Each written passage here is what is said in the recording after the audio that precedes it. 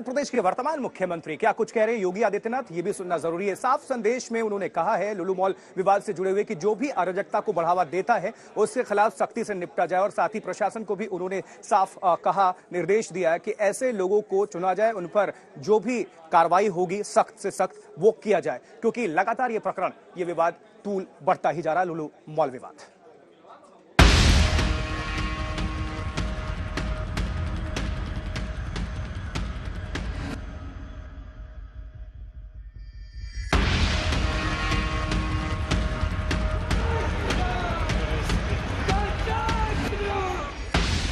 पहले इसी मॉल में कुछ मुस्लिम युवकों ने नमाज पढ़ी तो बवाल हुआ। फिर उस नमाज के खिलाफ हिंदू संगठनों ने मॉल के बाहर प्रदर्शन किया। बात यही रुकी। मॉल में नमाज के जवाब में हनुमान चालीसा और सुंदर कांड का पाठ भी हो गया। लुलु मॉल के ओपनिंग से बवाल थम नहीं रहा था। पुलिस एक्शन ले रही थी, गिरफ्तारी कर रही थी, सख्ती दिखा रही थी, लेकिन मॉल पर बवाल और विरोध जारी था। इन सब के बीच मुख्यमंत्री योगी आदित्यनाथ ने आज सख्त लहजे में कह दिया कि ऐसे लोगों पर एक्शन हो।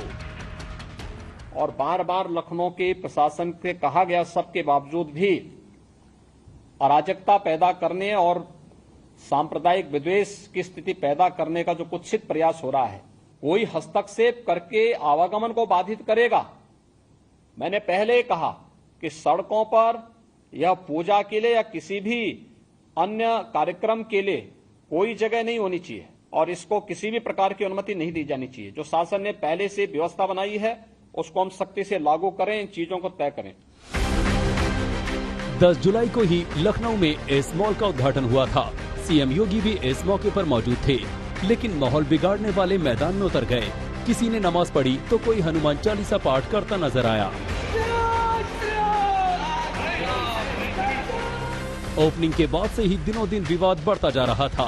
हिंदू संगठन भी मॉल प्रबंधन के खिलाफ सड़क पर थे। प्रशासन का एक्शन भी बेअसर दिख रहा था।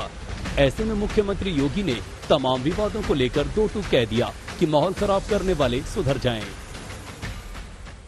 लखनऊ में एक मॉल खुला है, वह मॉल अपने व्यवसायिक प्रतिष्ठान को लेकर काम कर रहा है और उसको लेकर के राजनीति का अड्डा बनाना, अनावश्यक बयानबाजी जारी करना और उसके नाम पर फिर सड़कों पे प्रदर्शन करके लोगों के आवागमन को बाधित करना और बार बार लखनऊ के प्रशासन से कहा गया सबके बावजूद भी अराजकता पैदा करने और सांप्रदायिक विद्वेष की स्थिति पैदा करने का जो कुत्सित प्रयास हो रहा है, लखनऊ प्रशासन को बहुत गंभीरता से इसको लेना चाहिए। इस प्रकार की किसी भी शरारत को स्वीकार नहीं करना चाहिए।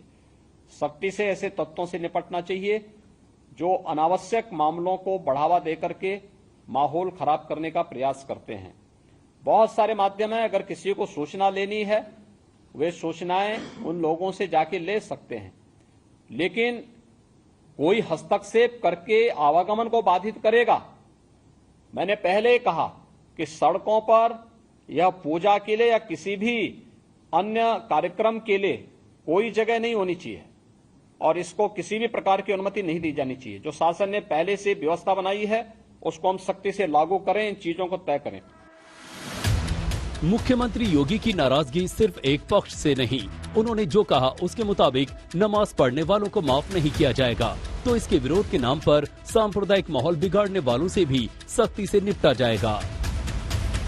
लखनऊ में लुलु मॉल खुलने के 4 दिन बाद यहां नमाज पढ़े जाने का वीडियो वायरल हो गया था और उसी वीडियो को लेकर बवाल तेज हो गया था। हिंदू संगठनों ने मॉल को मस्जिद और लव जिहाद का अड्डा बता दिया। उसके बाद कानून व्यवस्था पर सवाल उठने लगे। वैसे मुख्यमंत्री योगी के सख्ती भरे बयान से पहले ही लखनऊ पुलिस ने मॉल में नमाज पढ़ने वाले 4 आरोपियों की पहचान कर ली और उन्हें हिरासत में ले लिया। चारों आरोपी मुस्लिम हैं, जिनसे पुलिस पूछताछ कर रही है।